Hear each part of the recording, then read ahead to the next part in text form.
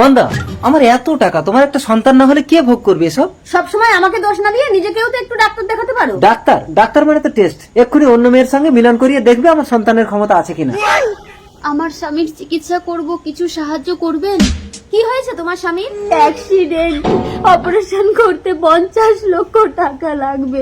ভিক্ষা করে 50 লক্ষ টাকা হবে? তোমার ওই পেটের সন্তানটাকে আমাকে বিক্রি করে দাও, আমি 50 লক্ষ টাকা দিচ্ছি। টাকা দিয়ে সবকিছু কেনা যায় না নন্দন। টাকা দিয়েই সবকিছু কেনা যায়। আমি রাজি। দেখেছো, কিন্তু আমি ছেলে সন্তান ছাড়া মেয়ে সন্তান নেব না। ঠিক আছে, আপনি তাড়াতাড়ি টাকাটা দিন, আমার স্বামীর অপারেশন করতে হবে। এই নাও। ডাক্তার বাবু, আমি 50 লক্ষ টাকা এনেছি, আপনি তাড়াতাড়ি আমার স্বামীকে অপারেশন করুন। আপনার স্বামীর অপারেশন হয়ে গেছে, 50 লক্ষ টাকা আমাকে দিন। দুঃখিত, আপনার স্বামীকে বাঁচাতে পারিনি।